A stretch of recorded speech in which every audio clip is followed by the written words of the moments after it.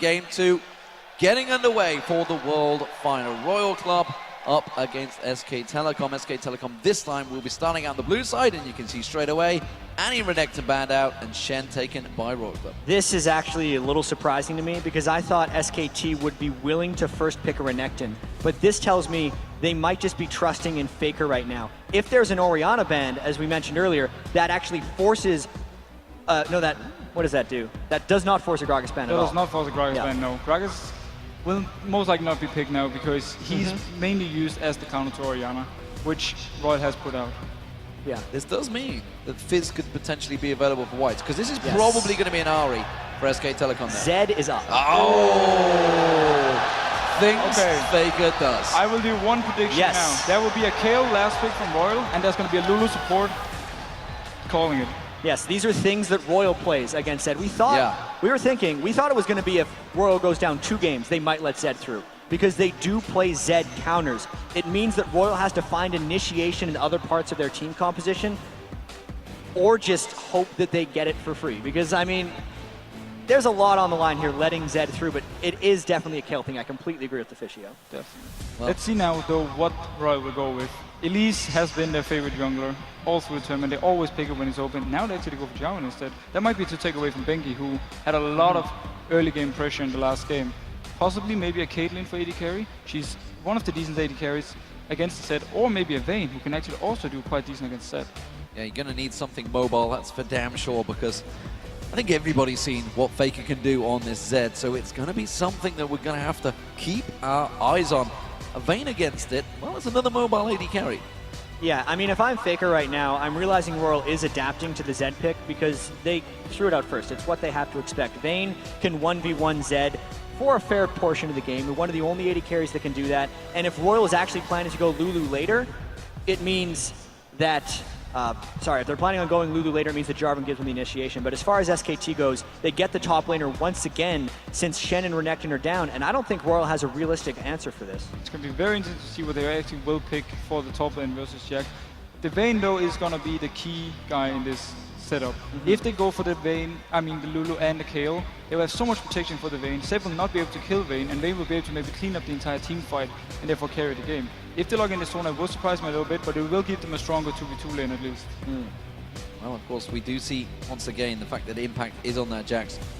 What sort of answer will they have for that Jax? I mean, we can talk about the Zed. They're going to focus the Zed, but that leaves Jax free. Yeah, I'm actually not sure what they're going to go with this Jax. They might maybe go for something like a Nasus. He's going to have a very hard time in lane. Possibly a Kennen. I'm actually not sure. Oh, a Rumble pick. Okay, that's He played one Rumble game earlier on in the World Championships and won with it, but I'm still sitting pretty if you're SKT right here. You have the most played support for Mondu in Zyra. If they go for Lee Sin, it is Bengi's 4 out of 5 champion picks in the semifinal. You have things Faker does on Zed, and you have Jax, who, even though it's not an amazing matchup against Rumble, once he gets some farm under a belt, will just obliterate him. So SKT, I feel like, has done exceptionally well so far in this pick and ban. It's going to be all about the last pick now for RYL, in my opinion. If they go for the Kayle and they manage to get in a perfect ultimate to simply shut down the Zed and his combo, they might be able to win the team fight with a good Rumble ult and a good Sona ult. But the Quinn, not too sure about that. This has got to be an Ezreal or a Caitlyn, if we know Piglet, because those are the things that he's playing right now. It's Corki, Vayne, Ezreal, Caitlyn are the 4 champions these guys share. And that's his build. All right, now let's see the last pick. He was playing to the crowd here. How many times do you get to show an oddball champion in front of the Staples Center? Yeah, it's not really something you pull out in the game too when you've got such a fantastic team comp seemingly. What a RYL going with in the mid lane. Well, there's 3 picks I can see possible. Kayle is one of them we talked about. Ahri can do decent against Zed as well. Actually has kill potential on Zed. If she snowballs slightly in the early game, get an early DFG, she might be able to kill the Zed in a 1v1. And there's always the safe pick in a Gragas. That can work in the lane, but I'm expecting a Kayle. You gotta think it's Kayle. It's something that White's picked against Fizz. It's what we've seen Alex Each do well on. What? RYL is out of their minds right now. I just gotta wait. I just have to wait and see what happens. Well, Kassadin has been successful throughout this tournament, but up against this team comp? No. Wow. What? Okay. So, if I'm SKT right now, I am 2v1ing Whites. or just hitting him with Zed, because both of those matchups are horrendous for Kassadin, especially because SKT main weakness is the early game, but they should have an easy early game against these Royal lanes. I'm liking SKT right now. Oh yeah, I'm definitely also for the SKT lineup right now. The thing Royal has to do, like, either they have to send the Kassadin mid and simply hope that he can farm on the tower, either in 2v1 or 1v1 versus Zed, or they pretty much forcing themselves to send Kassadin in a side lane where he's not very strong, and Lee Sin will have a lot of easy ganks on him. The one thing that we do have to keep in mind, though, is that if Royal does survive the laning phase, the chase from Kassadin and Vayne is going to be immense. We have seen Peke's Kassadin. It's something Royal was incredibly familiar at banning, because they banned Kassadin all 4 of their semifinal games to get here. They do recognize the power there, but to give up what they gave up to SKT and the Zed and the Jax is a bold Game 2 move, to say the least. I think it's kind of scary that you have a Vayne on your team and you have some hard crowd control, but that's on point. You got to get the flag tossed down. Everything else is a silent, or you can just walk at my Vayne. This is going to be quite scary. And we've heard Cloud9 in the NA season pick Vayne into Zed because they feel it's the 180 carry. Again, throughout that picks and ban phase, we will be seeing you once again for Game 3. And Game 2 is about to get underway. Have SKT stole a march on Royal Club? Can they take it 2-0 with this seemingly fantastic pick comp for them? Honestly, this seems a little crazy to go into Game 2 with. Well, Royal's a crazy team, is one thing we've learned about them. The first time we saw them, they took 1 Baron buff and pushed 3 straight turrets to end the game in 28 minutes. Oh, they swept OMG. If any team is going to make this composition work in the World Championships at the final, it's Royal. All right, here we go into Game 2 of our best of 5 at the World Finals. SKT takes the blue side. Royal's choice in Game 2. They do go for red. So will we see an engage? That is the question. Our Royal Club hoping that they can steal an edge maybe from that start. They do catch out on Impact. They see he was there and immediately back away. Impact not going to be able to take that ward down, but it does give them the coverage. They also have vision of Uzi down the bottom, so it seems nobody's going to go for that invade. Very interesting to see both of these teams, as we said, over and over, just face first to each other, 5v5. Now that they will spread thin, kind of be that human line of scrimmage, and they will all know that everything is safe. This again, though, stops them from getting their scouting wards in for the 2v1 lanes.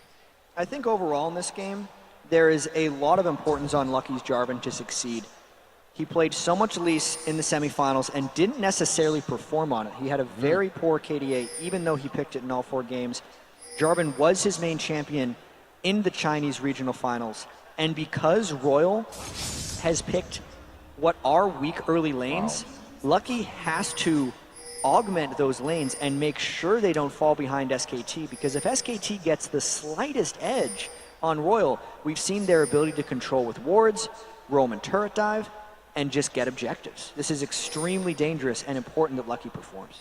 That's a pretty big push-off right there. They won't get the pressure on the smite coming up on the spawn of blue, and they're going to have to resort to just going with an orthodox start here. So SKT, they're going to allow Lucky to get that easy jungle round. Does of course mean that Whites will be in that 1v1 in that mid lane. Lucky will take himself that blue buff, red buff start for Bengi. So standard stuff here in Game 1. Not so standard in the picks and bans though. We'll see how that develops as this matchup goes. Yeah, and I am absolutely enthralled in the Faker lane against Whites, because we haven't gotten to see Faker play Zed. We've seen a couple people play Zed, but it's been banned at least 90% of the time so far in this World Championships. Doran shield start as well. I really wonder if Royal has a plan to focus, or if they're just going to ignore Faker and hope Whites can stand up to him with his Kassadin farm. Well, Royal is considering that blue was still going to be taken. Lucky smited the blue buff, which means he's not up here in time. It took longer to get red, and Godlike's going to find a 2v1. He's not going to catch him with the counter-strike, but he will catch the kick on him. Is it going to be enough damage? Godlike desperately running away from this one. The Ignite is burning on the turret, but he will survive. Wow. He covered some distance on that gank escape. I did not expect Godlike to be able to get out of that one. Bengi did a very standard red to blue buff, early gank top, and Godlike was just over-pushed. He is extremely fortunate to not die to that gank attempt. So now the pressure is in the top lane. Bengi's going to help out a little bit here, soak up the experience, or he may try to head middle. Faker's trying to put pressure in the mid lane, and SKT as a duo putting pressure on the bottom lane here. Yeah, Tabe taking a lot of damage, continuing to be harassed there by Mandu. And He's in a little bit of trouble. Going to be low hit points on that Sona. Faker, meanwhile, putting the pressure onto Whites, but White's still doing a good job keeping up that CS farm. Yeah, but SKT is already invading the Royal jungle because, as we said, Royal's early lanes are extremely weak. And even though White's, oh, he's a little too low for this. Behind the turret, they go in. It's a 1-2 kick punch. Impact's just there to take a Polaroid. He wanted to say hello. He wanted to be part of the gang flying through, but they had it under control. That's what happens to Royal when everyone is pushed back to their turrets. They completely lose control of their own jungle, and it means dives like that are a possibility for SKT. Great execution as well.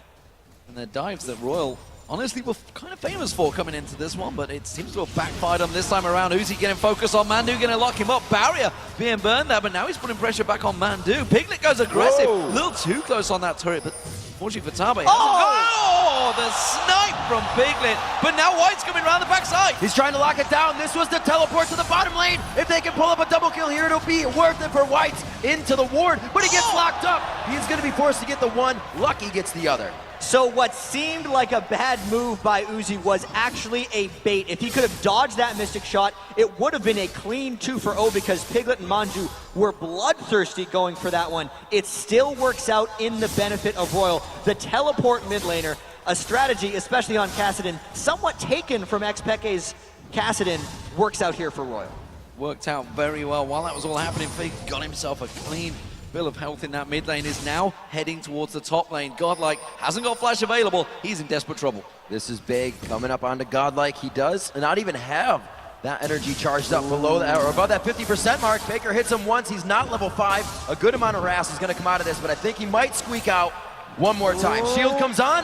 They're forced to back off. 22 health by that one. Godlike is fantastic at just running away very slowly from opponents because no one seems to be able to kill him in that top lane. Even so, that is more lane pressure lost for Royal, and the assault of SKT's early lanes continues.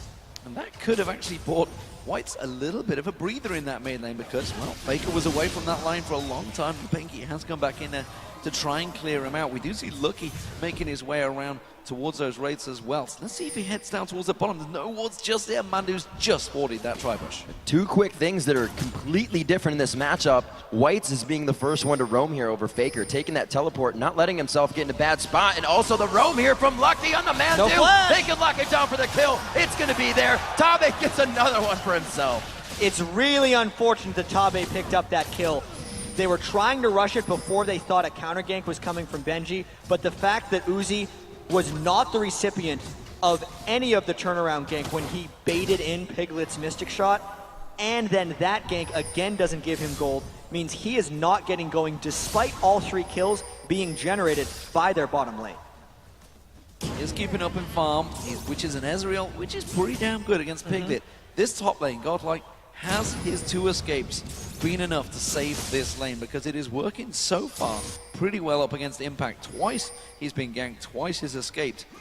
Is that keeping Royal in the game? Royal needs to find a way of getting Godlike in teamfights because the only thing he's going to be doing against Jax is surviving.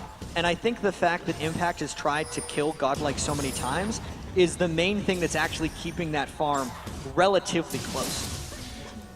Those 2 attempts that Bengi created in the first game were kills on the mid lane. Godlike's done a very good job at kind of staving off the control that SKT already had by this match point. We had the Phage and the Sheen coming in already onto Piglet last game. It's definitely a different pace of game, and SKT is even playing it that way. Rumble's roaming down, though. White's is 6, and they might be looking to make either a gank play or a dragon play on Fake. Oh, Godlike throwing those harpoons in, keeping the flame spitter going. Faker just walks away just like Godlike did. I don't think they were quite on the same page there. Yeah, if Godlike's going to spend all the time to roam down to this lane, he's giving Impact time to get back in the game, and Royal needs to force. I actually do have to give Royal a ton of credit. Only being 600 gold down here, even with Faker roaming around so much and trying to create action, is a huge accomplishment. And we can see Royal with the inventories being built up here. At least the tier. Whites is looking to stack, get that team to the late game, be able to get Vayne into that hyper carry position.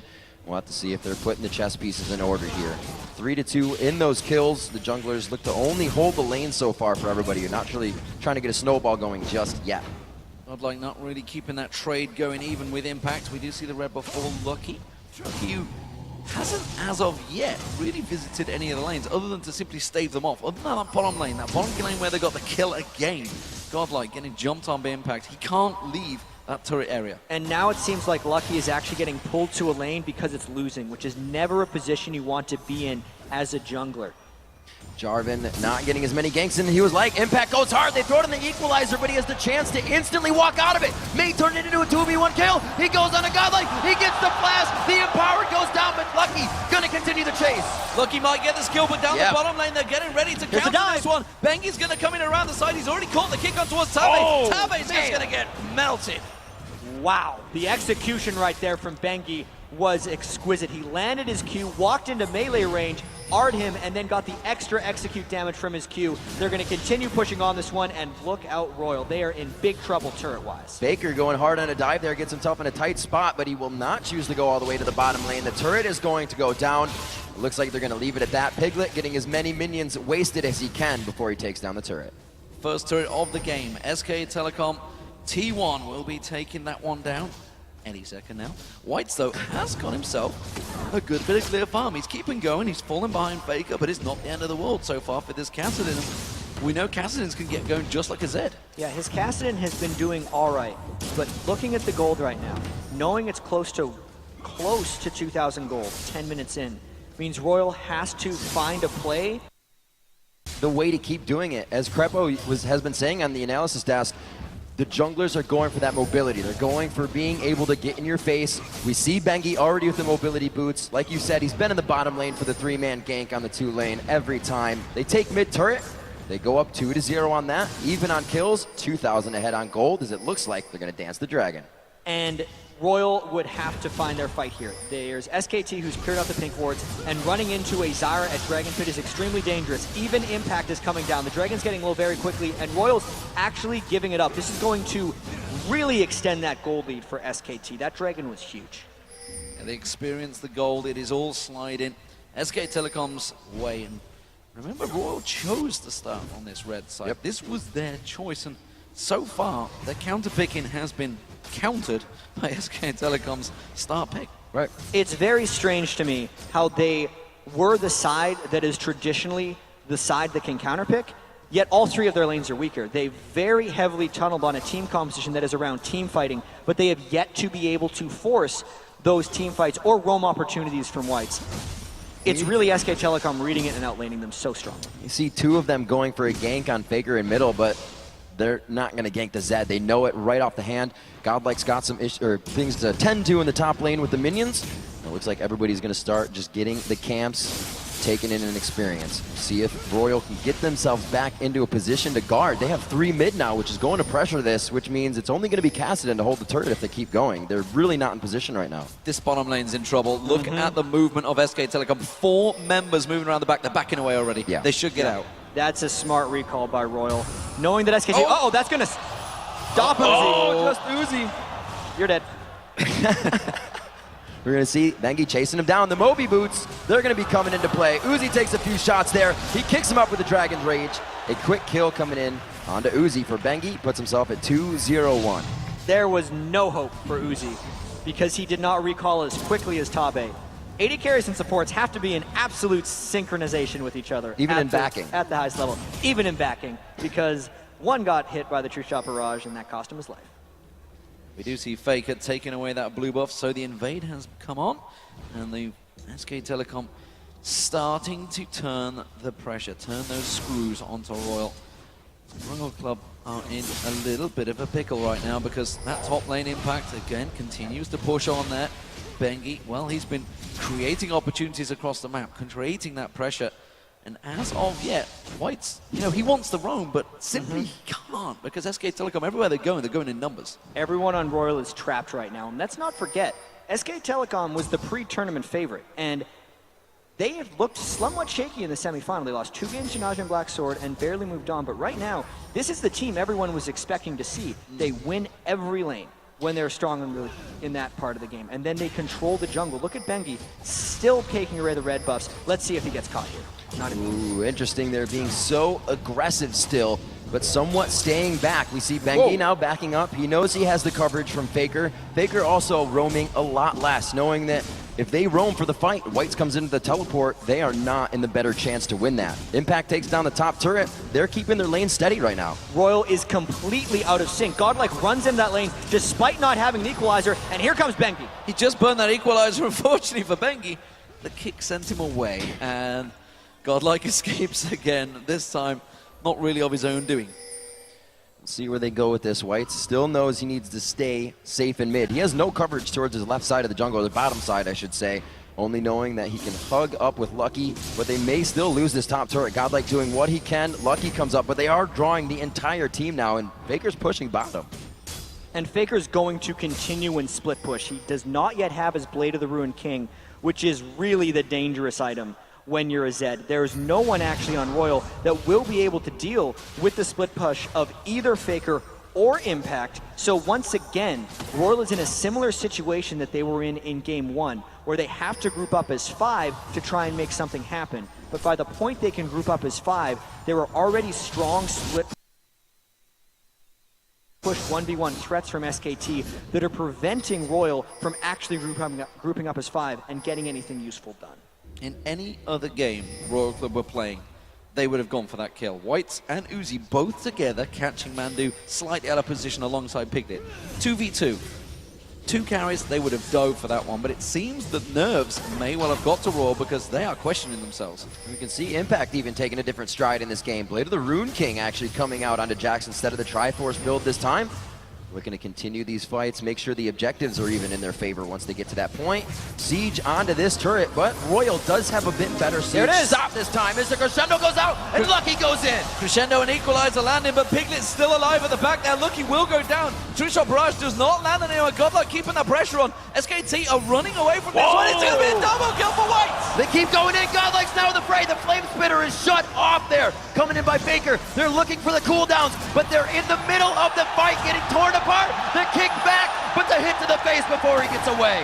Can they chase down Faker? Whites is going to try and cut him off with a Rift Walk, and Faker realizes it. He's going to try and turn back onto Uzi. Barriers available, though. Who will get the kill? It's going to be Whites. Faker's going to try and finish it off, but that is a lot of kills for Whites. 5-1-2. An ace for Royal Club, and they're still down 3,000 gold. Let's consider how far behind they actually were before that fight, and how incredible it is that they were able to win that one. Once they get an edge in a fight, they can chase down. They only really caught Piglet, but look how Manju also stuck around to try and land the counter engage. That's why everyone picked Zyra. It's for the counter engage, but there was only one wave of that. Whites and Uzi get to continue the chase. Force Pulse on top of him, smacks him down, double kill straight off the bat, and then Uzi was untouched throughout all that. Since it was Royal who were the ones who picked that team fight, no one in SKT got to hit him, and he was freely chasing them down. Even with the gargantuan gold deficit, Royal came out on top in that fight, and a death cap for Whites. And absolutely amazing too. They did it half blind. If you look at the position they're running from, those are only SKT wards. Royals did that by communication and knowing what their capabilities were. Now a dragon follows. This is what SKT was doing all last game. Kills and then an objective. Now it sways for Royal. They're still down 3,000 gold though. You know what this reminds me of, actually, is the Fnatic versus Royal game, except Royal swap positions. They're the team that can get kills. Faker getting caught out here. He's going to get jumped on. Cataclysm comes out, tries to turn aggressive. It is a kill for Godlike now. They're pushing on the turret. All 5 of them are in the mid lane, too. This is the Royal team. They just flipped a switch, and they seem to be back at it. They have Impact in the top lane with the Blade of the Rune King. He is going to do what a Jax does and wail down on that turret, but they will pressure the mid. It's second tier. Royal usually does not mess around with split pushers. They usually let him go, but finally they have to pull back because they recognize the power of the split push Jax. Jax will beat down on that turret, but the rest of Royal are closing on him. He realizes his situation is going to get out of it. No matter how quick Royal are, they will not get there to him in time. Unless they show themselves, he will cancel that teleport. No, they did. Instead, they're going to go on towards Mandu and Piglet. Going down, they do have their... No, they do not have flashes up. They're going to get caught with whatever hits them. A good disengage from Pumandu there, and it looks like nothing will actually come of that aggression. So things we do know is that Royal was able to win a team fight when they were down 4,000 to 5,000 gold, which means they can still win team fights if they initiate them in the right way. Piglet is running with no cleanse on Ezreal, and Whites, did he not get that blue buff? Nope, Uzi No, got it got taken by Uzi. That really hurts him since he's went with just the tier as opposed to the regular tier Catalyst Kassadin build. So the overall chase of Royal actually got fairly greatly diminished when that blue buff went away. But even so, Royal is looking to punish SKT whenever SKT appears. Royal, with the crescendo up right now, does not want to mess around at this turret, and they may engage as soon as Tabe makes it to that fight. We see the ability power instantly being taken into consideration coming from Royal. The buys coming out of the Hex Drinker, the Negatron, which will change into the Aegis for Bengi so he can start to help the team, because going that personal mobility boots into the Madrids, he needs to start building auras for the team, realizing that fight was lost 3,000 gold down.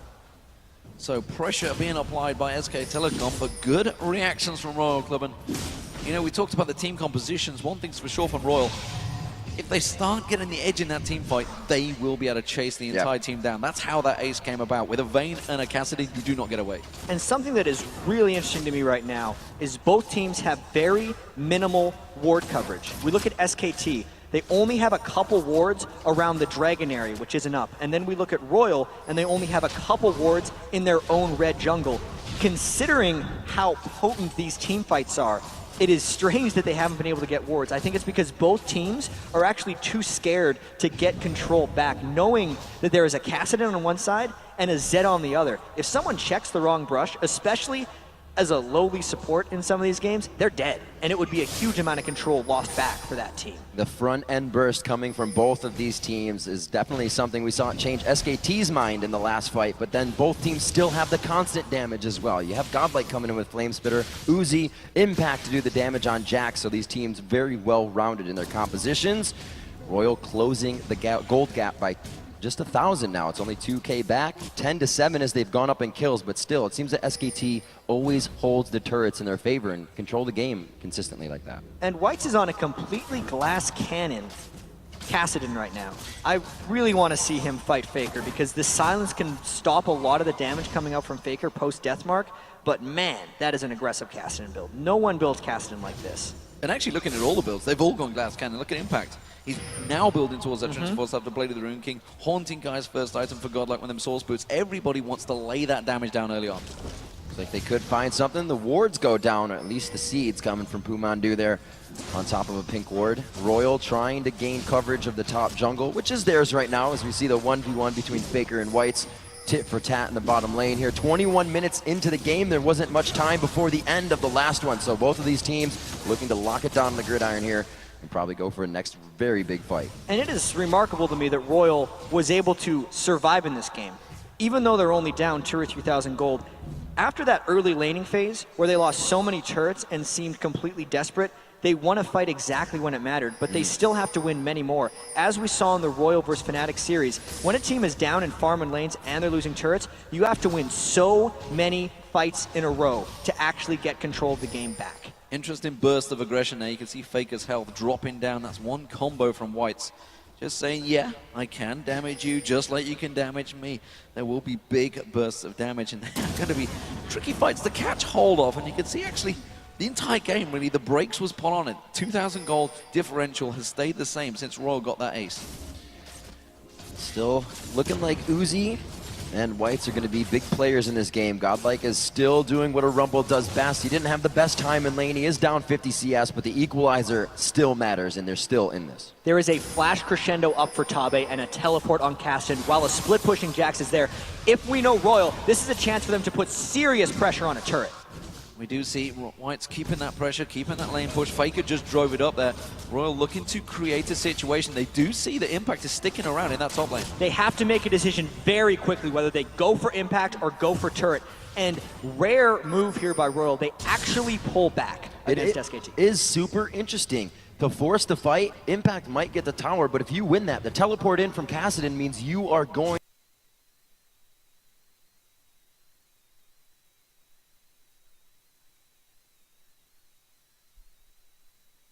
If Whites were to get in, but get caught by the Zyra ultimate or Grasping Roots, it would just be curtains for the entire Royal team. the blue buff. Now going over to Whites this time. You can see Uzi taking a sidestep on this. They're going to try to steal this. They will. No, Piglet? it's going to be the Dragon after, so at least the True Shot Barrage is down. This is going to give them safety, but no, they find Tave. The wards are going to be in their favor, and they've wasted quite a bit. Now to go back on Impact. They're going back on Impact. He may be able to flash away from this one. He does, and that's going to be RYL back in away. The equalizer goes down from Godlike. A little aggressive there. Uzi coming around the side. That's going to be a force pulse coming out. SK Telecom actually forced to back away from this one. Lucky going deep. White still trying to get in with that Force Pulse. That is going to be down as he's waiting for it to come back up. Everybody getting quite low here. A good amount of damage taken across both teams, but it looks like they are still pressuring Dragon. There is still a Jarvan ultimate up, and we could still see a Lee Sin kick for an engage. Lucky goes in. Where's the Jarvan ult? There, wow, burst of damage coming straight through. Uzi getting in there on towards Faker. Faker trying to go aggressive, but he will get shut down by Uzi. They're going to keep on chasing. It's going to be Impact the next target. You can see the Counter-Strike jumps away with that Leap Strike just in time. But Piglet, he's out of position. He's running around the back. Still trying to get the chase in. Will he be able to pick anybody off? He has low health. Ezreal does have the dick. Ooh, kicked away. He doesn't get the attack that time. This time, Bengi stays alive in that situation, but they are still everyone. Oh, the Mystic Shot threads it past Godlike. It's going to be the 1-for-1. Also going down. A kill coming in from White. Back and forth on the board. 13 to 11. Piglet comes up with a lone man double kill. Absolute chaos after that one. RYL had the upper hand. Can he catch? Wide left. So that fight was RYL winning, and then RYL absolutely overcommitting. So watch the burst that went to Pumandu from White's Glass Cannon Kassadin, and then Faker went in for Tabe. Ill-advised because the carries of RYL are Kassadin and Vayne. They chase, but at this point, you have to stop chasing. There's a dragon up that hasn't been taken, and they did not expect Piglet to be around the back. So as they overcommit is when Piglet decided to show himself and pick up some kills in the back. The kick came right as Whites was trying to finish him off, and then as they were working on Impact, Piglet ran them down from the backside. That could have just been a RYL-controlled dragon after 2 kills, but instead, it keeps the game even and actually extends SKT's gold lead ever so slightly. So absolutely crazy, these fights. Like I said, there's a good amount of front-end burst, but there's going to be DPS to follow, and we actually saw that fight going coast to coast, now resulting in RYL's Dragon. But like we said, this Dragon could have happened sooner. SKT's already back to pressuring lanes, so RYL now has to adapt and react. And you know, you were talking about the vision. They didn't have anything. RYL kept on chasing, completely blind. It's going to be Impact. They're going to jump in. Catalysm going in there, but nobody else can get close. He may actually wreck Lucky before he can get in. Leap Strike will be available in a second. Jumps onto Bengi. Crescendo comes down. We see the equalizer follow. Uzi's going to come in. It's a kill for Uzi. And where do they go now? Because that's a very large damage dealer for SKT that they have taken down, but their lanes are pushed to the side, and they did burn Crescendo and Cataclysm, their 2 main forms of initiation. Almost deja vu of the last game. This is exactly what SKT was doing, providing picks for themselves, making things happen. Ooh. A true shot barrage through 3 members. That attack speed now up on the passive, but they don't use it. And Piglet is scary right now. With the Trinity Force and the Last Whisper, he is wrecking people. That was just a couple spells from him that took Tabe completely out of that turret push. That is now a huge priority, and SKT with the Jax in their team composition is very difficult to plan for in team fights because they have 3 people you need to kill now instead of your often 2. If you look at RYL, you'd have the Rumble who puts his ultimate down and then you don't need to kill him. They need to focus on Kassadin and Vayne. But if you don't kill a Jax, a Zed, or an Ezreal, all 3 of those things become huge problems later in team fights. We do see the blue buff may well get invaded on SKT, pushing back up that mid lane. We see Uzi trying his best to shove out that top lane. They're still yet to get the top and bottom outer turrets. RYL Club, while they seem to be winning these team fights, just like Fnatic, this is eerily close, they don't get the turrets down. And I think we're just going to keep seeing these team fights again and again. And I think RYL is going to be coming out on top for a fair bit unless SKT can get a catch on someone or if Whites makes a mistake in a team fight because holy crap, Whites has so much ability power in Kassadin right now, 454, and he is just blowing people up. Piglet being a little menace there, stealing away the Wraith with his Mystic Shot. They make their way back to mid. We will have the teleport still up onto Whites, not used a lot throughout the game, but at this point, with Impact being so far ahead, Faker being so far ahead, I don't think teleport, I actually think teleport's too long for that to happen. And there's actually 2 people on SKT that are in the top lane right now, which means if we're going to see a RYL push, it's now. Tabe has Flash Crescendo, but they don't have a minion wave.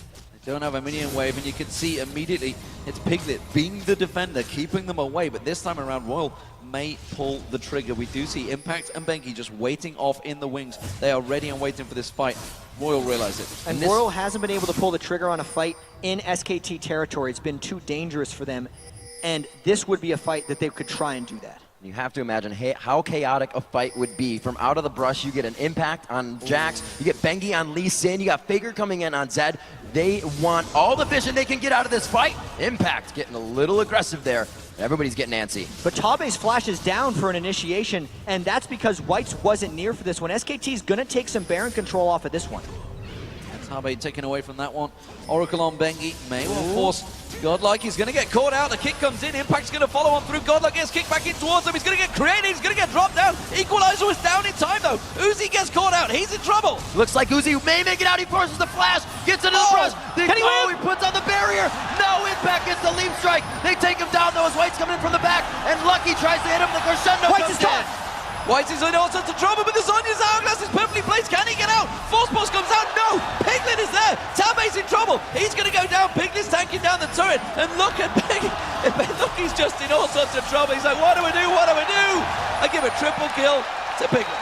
A 5-for-1 by SKT because they got the fight when Royal was not ready for it. Cassidy and Sona are missing at the start of this fight. So Godlike, despite throwing down his equalizer, everyone on Royal tries to save him because Royal knows that they've actually been winning a lot of these fights previously, so they were willing to take this engagement. And as well as Uzi can kite, SKT can chase even better. Then White gets forced into over-committing here. He gets caught by a grasping roots.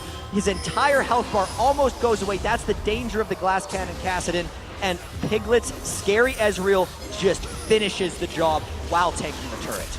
We see the turret going down in the top lane and the mid lane pressured after that. A very reminiscent score of 5-1 in turrets now. 1 minute ago, the last game was finished. SKT is going to have to put a few more on this one in their eyes, but Royal still looking to thwart this off, but it still heavily sways. 6,000 gold now in favor of SKT.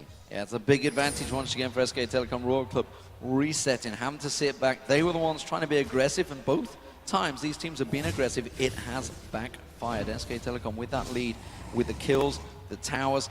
Royal Club just haven't got close to those turrets right now, and it doesn't look like they're going to because SK Telecom are becoming too strong. Yeah, and Royal already came back from near death once in this game.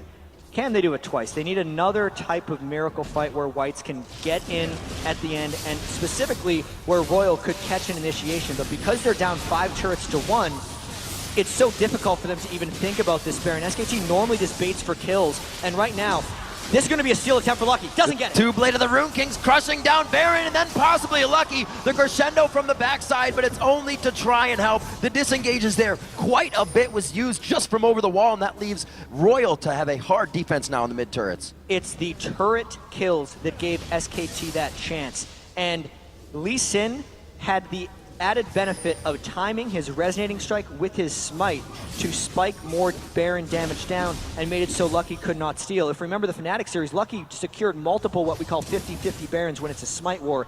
This time, Bengi gets it, and SKT might push hard. Piglet and God, they don't have crescendo available. Tabe getting caught out. Look at that. Godlike went down in a split second. Didn't even get to catch his health bar. It is going to be SK Telecom rushing straight in. That's going to be the first inhibitor of the game. And they're going to back away. White's trying to get the burst down. No, Piglet's going to follow. Piglet trying to get into the kill. They are easily going to wipe these guys out. Piglet flashes out. The Baron buff keeping him healthy now. They're now on to Lucky. Uzi doing what he can, but it's only from the outside. Trying to make something happen. The true shot barrage misses, but it leaves Uzi limping away. What a push there by SKT. They had the Baron buff, they knew they could take fights, and Piglet is playing out of his mind this game on Ezreal. Always going in right after Whites uses his Riftwalk on Cassidy, so he is safely trading damage back on Cassidy without the threat of assassination. This fight all started because Faker finished off Godlike, so they did not have to worry about Rumble. But specifically, watch the way Faker keeps his distance. We actually don't have time for that because Faker's going for more. Faker gets the kill. Uzi backs the hell away from that one. Doesn't want a part of that. Piglet becoming a beast. Faker becoming a beast. SK Telecom are deadly right now. After a game 1 loss, Royal put their eggs in the basket of we give them what they want and counter pick it. it doesn't seem to have worked for him this game. No, that's just too much for them to come back to, Rao, I feel. This surely is RYL resetting once again, thinking, okay, we're going to be the red side again, I believe. No, the next game, yeah, they are the red side. Yeah, because they chose red side this game. Yep. How do we counter this? We don't give Faker Zed, that's Oh for sure. my word. We don't give him Orianna. We don't give him Gragas. What do we give him? This is the questions they need to be asking themselves right now, because SKT has shown a lot of proficiency here, and RYL tried their curveball in this game. I feel like the Kassadin is a big curveball from Whites. They're only, remember, they are down 11,000 gold, but I think it's the 7 turrets to 1 that are really sealing it right now for SKT because of the way they have been able to control the map. But the Whites versus Faker matchup has been extremely close in this one. It was not extremely close in the first game. And as far ahead as he got on Kassadin in this game, SKT's coordination overall and their ability to play as a team thus far have really just secured them this second victory, it seems. The ability to keep their mentality up. In a lot of their interviews, these players said, we're really not worried about our skill. It's about the mentality throughout the game. If you can keep that up, you'll prevail. See what they can do going into this. Mandu working the oracles, making sure they have vision on the left side. You can see RYL, no wards in their jungle either. So SKT has a safe exit here if something does go wrong. There's so much damage built up from these carriers right now that the moment someone gets remotely close, you'd see Tabe removed from the map, you'd see Uzi even just dropped before you even see that health bar going down, and they're just poking his turret. There's nothing RYL can do to defend it. Yeah, I think we're going to see a hard engage from RYL very quickly. There it is, straight away, Crescendo coming down, Equalizer going to follow. Impact actually taken very low, but look at that, the turnaround damage from SKT. It looks like they're gonna continue under the turret. Bengi is the one tanking, and he gets out on a safeguard, if you will. Uzi finds a kill. No, taken from White. They continue under Pumandu. Piglet now in the eyes of RYL. The chase is strong, Piglet's going to get caught out, but look at that. Sonya's Piglet gets away, and that's going to be White's in trouble. What a turnaround coming out from SK Telecom, just as RYL thought they could chase. SK Telecom are back in control. These fights are decided by inches right now, and small ticks of health bars. This could be the game for SKT, but no, they're blinking red. They're just trying to take more advantages, and wow, this is a RYL team not giving up without a fight. Home guards looks like it is the saving grace here for RYL. They're able to get enough HP back into the base, and that's just godlike. The only one left up in that fight, and he was almost taken down there in the end. Yeah, and look at how they barely went for impact, nearly just took him out of the fight, and how the turn happened. It's all about Uzi and White and how they stayed healthy. There was a QSS that got popped very early by Uzi to stop the Faker death mark, and once he was out of the picture, it was chase time for RYL. But watch, we've been talking about Piglet playing out of his mind. He waits till this moment to use the barrier, gets it with the shield as well from Lee Sin, and then since Uzi was surely dead, he had to flash away, and that was a rare miscalculation from Uzi, thinking he would finish the kill on a Piglet before he flashed away, and he was just wrong. What a crazy, crazy engage. RYL, do not count them out. They are holding on just about. However, they only have one inhibitor turret. Both Nexus turrets do stand, and that inhibitor in the middle will be respawning shortly, but you see the timer ticking down. 1 minute 34, that Baron will be the next focus target for SK Telecom, and I'm still not sure if RYL can fight for it. And RYL is still showing some proficiency for fighting, because even with the Baron buff in that last push, it was an extremely close fight for SKT. If Tabe gets a Crescendo in the right spot, it could give them something, but knowing that there's a QSS, it makes it more dangerous. RYL doesn't care about fighting early. The jump in from Impact to equalize, the laser on the red carpet, but they're all off of it already. They've entered into the fight. RYL's health bars are just getting demolished. Uzi on the outside trying to do what he can, but it's not going to be enough. Uzi's chased into the base, and SKT wipes him for the ace, the Quadra for Piglet. Bengi stealing the Quadra there, just getting the Penta at the end, but it's going to be SK Telecom taking this game. Strong performance in game 2 once again. RYL put up a great fight, lots of kills back and forward, but it's SK Telecom taking game 2 in the World Finals. It's only going to take 8 more minutes than the last game. They solidify it, and they do it just as last time. That was a much closer affair from the first one, but really SK Telecom pulled it together after some mid-game hiccups.